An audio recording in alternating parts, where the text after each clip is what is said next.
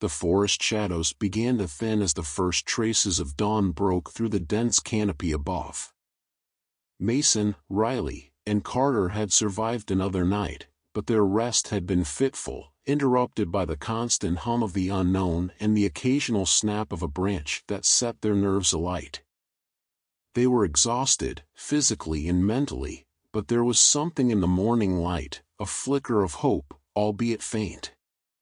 Mason adjusted his backpack, glancing over at Riley, who was rubbing sleep from her eyes, her face a mask of exhaustion. "Let's get moving before we get too comfortable," he said, trying to inject some energy into his words. They couldn't afford to stay here any longer. The deeper they went into the forest, the more unsettling the sounds had become, and with them, a lingering sense that something, or someone, was watching. Carter, who had taken up the rear as an unspoken protector, nodded in agreement. "We're getting closer to the next town. I've been through this area before. If we're lucky, there'll be supplies. People used to head there before it got bad," he said, his tone low, almost as if talking about the town itself might stir its restless ghosts. They walked for hours, weaving through the undergrowth and navigating fallen trees. Mason's legs burned with every step, but he didn't complain. Each one of them knew the journey wasn't supposed to be easy. They barely spoke as they moved forward, conserving their energy for the trek and for whatever might come next. The forest eventually gave way to a wide, deserted road.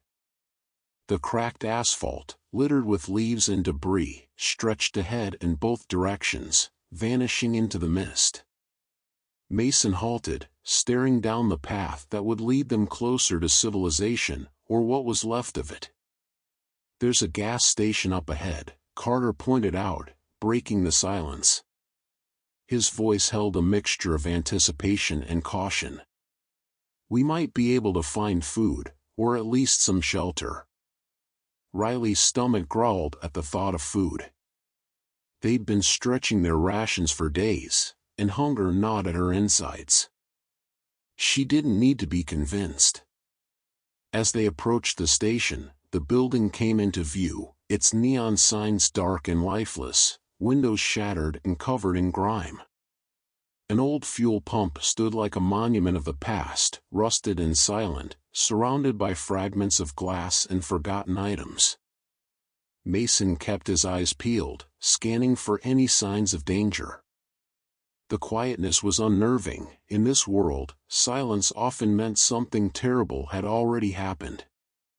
The group moved cautiously toward the building, each one instinctively knowing their roles. Carter took the lead, his worn hands gripping a crowbar, while Mason followed, keeping a watchful eye on Riley. Inside, the station was a mess of upturned shelves and scattered products. Faded magazines lay on the floor, their covers torn, faces of people frozen in time before everything went wrong. The smell of mold and decay clung to the air, mixing with the faintest hint of fuel. Riley moved toward a shelf that still held a few cans, her eyes lighting up at the sight. "We've got beans, tuna, and something called Spam. Not exactly gourmet, but it'll keep us going." She gathered them up quickly, stuffing them into her bag. Mason wandered to the back of the store, his eyes scanning the shelves for anything useful. "Here," he said, tossing a flashlight to Carter. "Might be good to have an extra in case we're out after dark again." Carter nodded, stowing it away. They gathered what they could, salvaging half-empty water bottles, a couple of lighters, and some snacks that were questionably edible. It wasn't much, but in this world, every small item was a lifeline. Suddenly, a faint sound broke the silence. It was soft, almost like a whisper, but unmistakable, the shuffle of footsteps. Mason's heart rate quickened. He motioned to Riley and Carter, signaling them to be silent. They froze, ears straining to hear, eyes scanning every shadow. The sound grew louder, closer. It was coming from the entrance. Mason's mind raced. They had been careful, quiet, avoiding any loud movements. So who, or what, had found them? They took cover behind an overturned shelf, peeking out just enough to see the figure at the door. It was a man, middle-aged, dressed in torn, dirty clothing. He seemed alone, his movements slow and weary. But as Mason studied him, he saw the man's eyes, bloodshot, unfocused, filled with a desperation that bordered on madness. Carter's jaw tightened, his grip on the crowbar firm. The last thing they needed was to encounter another person fighting to survive, especially if he was willing to do anything for what little they'd found. The man took a few steps into the store, looking around with wild, darting eyes. His voice was barely a whisper. Is someone there?" The silence was heavy, each of them weighing their options. If they revealed themselves, there was no telling how he'd react. If they stayed hidden, there was still a chance he'd leave. But Riley, unable to help herself, took a step forward, her face softening with empathy. "We're here," she said, her voice low but firm. Mason's heart sank, but he didn't try to stop her.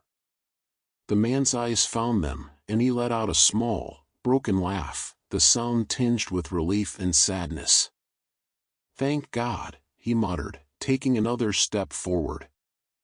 I thought I was the last one left out here."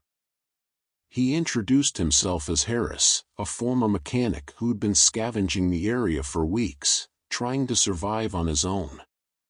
His face was sunken, his body gaunt, as if he hadn't eaten a full meal in ages. I don't want any trouble," he said, holding up his hands in a gesture of peace.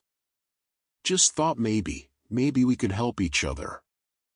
Mason exchanged a look with Carter, who gave a barely perceptible nod. They had encountered enough dangerous people to know that desperation could turn even the gentlest soul into a monster. But something about Harris seemed genuine, broken, but genuine.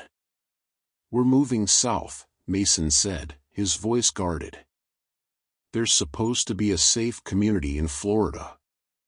If you're interested, you're welcome to join us, as long as you pull your weight."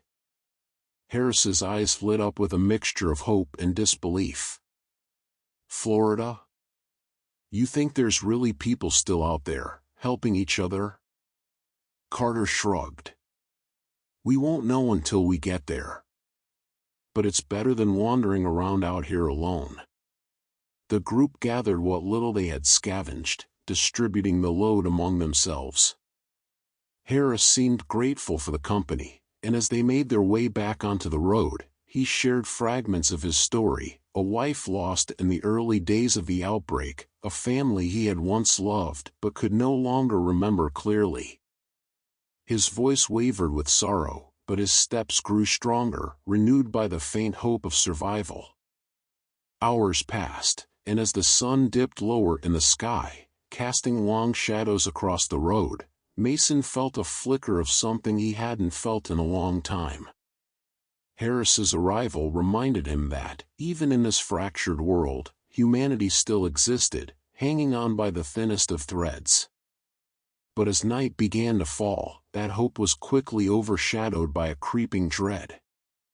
The distant growls of the undead grew louder, and a new fear settled over them. They had one more person to protect now, and the stakes had never been higher.